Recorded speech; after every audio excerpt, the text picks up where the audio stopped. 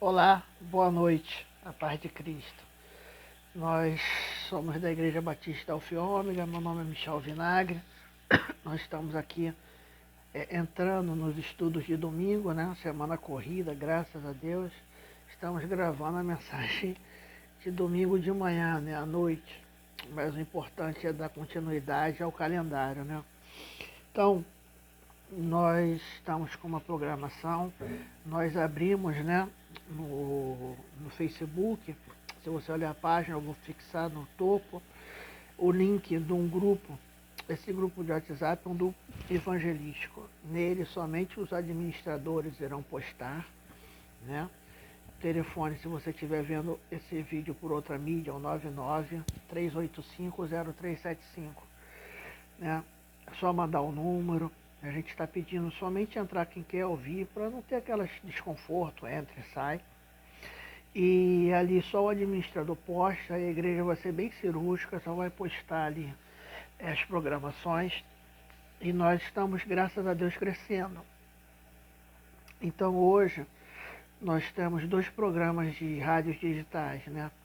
Que acompanha as mídias desses portais, que é o Facebook, é o YouTube e as TVs digitais. Então hoje nós estamos terça-feira no portal Ondas de Maricá, das 18 às 19 horas, ao vivo.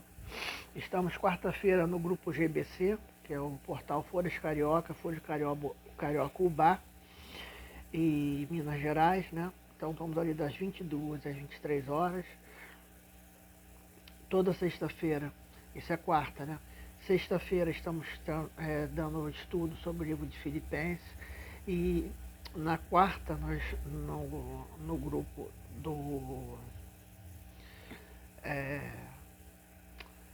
na Folhas Carioca, nós vamos começar o estudo sobre o livro de Pedro, a primeira epístola de Pedro. Sempre temático para nosso enfoque é o estudo da palavra de Deus. Foi essa orientação que o Senhor nos deu. E domingo, tanto pela manhã quanto à noite, nós estamos aqui nas parábolas de Jesus. Assim que acabar, o Senhor vai dar outra direção. Nós falamos semana passada sobre a última, né? Foi da figueira, a parábola da figueira sem figo. E ali nós destrinchamos. Hoje, se você quiser nos acompanhar, nosso estudo agora está em Lucas 21, do 29 ao diante, e é a figueira sem folha. Parece que é a mesma coisa, mas não é. Então, nós falamos da figueira sem figo, que foi aquela parábola, né, em que a pessoa chega, uma figueira que estava numa vinha, e aí o dono chega 3 anos, eu procuro fruto que não tem, e ainda exorta, né, o administrador, por que ela está fazendo aqui? Sabe, ocupando espaço. E aí o administrador vai lá e pede, não, deixa que eu faço aqui, escave ela, plante adubo, né? Se ela não produzir frutos, a gente arranca ela. E ali nós ensinamos os princípios, né? O que é essa parábola. Essa outra, por mais que o nome seja igual, né? É totalmente diferente o ensinamento. Então, é a figueira sem folhas. Série de mensagens, parábolas de Jesus. Então vamos lá. Lucas 21, 29 e diante. Jesus lhes disse esta parábola: olhai para a figueira e para todas as árvores em si. Quando vedes que a sua folha começam a brotar, sabeis por vós mesmo que o verão está próximo. Assim também, quando virdes essas coisas acontecerem, sabei que o reino de Deus está perto. Em verdade vos digo que não passará esta geração sem que tudo isso aconteça. Passará o céu e a terra, mas as minhas palavras não hão de passar. Essa parábola é sobre a necessidade de nós discernirmos os tempos, né? Se você olhar, né, Jesus está falando sobre o sermão em Lucas, né? Olhar o versículo, o capítulo de Lucas 21, 5, né? Você vai ver que Jesus está falando o sermão profético, o princípio das dores. Esse princípio das dores é muito conhecido em Mateus 24. É algo que antecede o Apocalipse, né? Jesus vai falando sobre isso, mas ainda não é o fim. É os grandes sinais. E esses sinais são realmente sinais agora, né? É muito autêntico isso. E quais são, né? São vários aqui, né? Haverá grandes terremotos, fomes, persistências, vários fugares, coisas espantosas e grandes sinais do céu. Mas antes dessas coisas lançarão mão de vós, perseguirão. Eu estou pulando aqui aleatoriamente, mas propõe em vosso coração não premeditar com uma vez de responder. Então, Deus está falando sobre o caos, né? Guerra, rumores de guerra. Se você ler em Mateus, é muito mais detalhado os princípios das dores, nações contra as nações. Só no século passado nós tivemos duas grandes guerras mundiais. Hoje nós estamos aí com centenas de guerras espalhadas, né? E isso se a gente considerar guerras que envolvam nações, né? A gente também tem os conflitos internos, né? Guerras civis, né? Assim, para alguns estudiosos, o próprio Rio de Janeiro, né? É uma guerra civil, a guerra de facção criminosa, a guerra de tráfico contra a polícia, ou seja, nós estamos num momento muito difícil.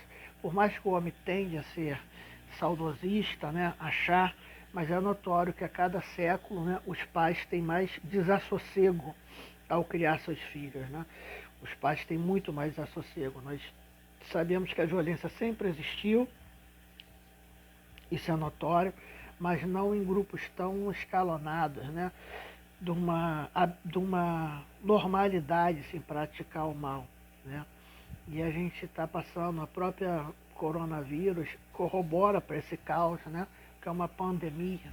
Nós tivemos no século passado também algumas pandemias, né? Gripe espanhola, nós tivemos a peste bubônica, fugindo outra também, tivemos surtos, né, de tuberculose. Então nós vemos ali a gripe espanhola dizimou grande parte, a peste negra dizimou grande parte da Europa. E nós temos agora o mundo, né, com uma contagem da ordem dos milhões de mortos, né? E aí fica aquela guerra de informação, desinformação, é muito menos, é muito mais, mas é notório a letalidade desse vírus. Eu creio que hoje qualquer um que está nos ouvindo já viu alguém que sucumbiu com o mesmo. Fora a desorganização mental, né? Nós estamos num estágio de desorganização mental, né? Nossa cabeça não está muito boa, as coisas não estão caminhando de uma maneira ordeira, de uma maneira que nos leva a um estágio legal, né, de caminhar. As coisas estão muito estáveis, ainda que o justo vive pela fé, e o Senhor se fará presente na nossa vida. Então, quando nós vemos essa parábola, é literalmente para este lugar, né? Olhai para a figueira e para as suas árvores. Quando vejo suas folhas começam a brotar, sabeis que vós mesmo o verão está próximo. Assim também quando vide essas coisas. Quais? Essas que eu citei. Para não ficar muito longo, se você quiser, né, eu creio que a palavra de Deus desperta interesse. Você lê a Lucas 21, do 5 em diante, ou Mateus 24, do 1 ao 14. Também tem em Marcos, o princípio das dores, né, em Marcos 13, de 1 a 3. Você pode até estudar ali cada um, sua peculiaridade, né? Porque na verdade às vezes as pessoas falam, mas tem uma contradição entre o evangelho e outro, de maneira nenhuma. Os evangelhos é muito simples. Cada um foi escrito enfocando as características culturais de uma pessoa, de um determinado povo. Mateus escreveu único e exclusivamente para os judeus. Marcos para o romano, Lucas para os gregos e João foi mais um escrito voltado para a própria igreja, aqueles que tinham a Cristo. Se eu troquei aí, vocês me perdoam. Mas, ou seja, o enfoque seria isso, né? E a gente sabe da diferença de linguagem, de exemplo. Tanto é que tem um determinado assunto que toca num e não toca no outro. Mas a grande questão é, esses sinais, quais? O caos preponderante da vinda de Cristo. Ele vai falar, olha, passará os céus e a terra, mas a minha palavra não há de passar, né? E dando continuidade, eu estou lendo aqui Lucas 21, 33, agora 34. Aquatelai-vos por vós mesmos, para que não aconteça que os vossos corações se sobrecarreguem de glutonia, embriaguez, cuidados da vida. Então, o que é isso, né? É um parâmetro para nós, opa, está acontecendo alguma coisa. E Jesus está voltando, igreja. O Senhor está voltando. Essa parábola mostra isso, nós temos que estar ligados. E quando nós vemos isso tudo, né, é, ficar perceptível, ou seja, se o homem ele consegue ter, né, uma percepção da natureza, da colheita, volto a falar, as parábolas eram escritas a épocas, né? Hoje a questão de colheita, a gente não tem noção, ainda que a gente tenha uma agricultura forte mundialmente, né?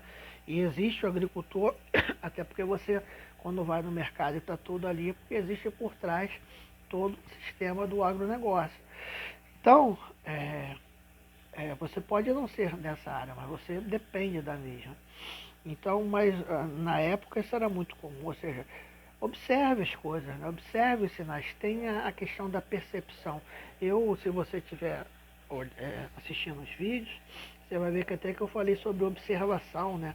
No estudo da Epístola de Paulo aos Filipenses 3, 17 a 19, a necessidade do observar, né? De ter um olho atento.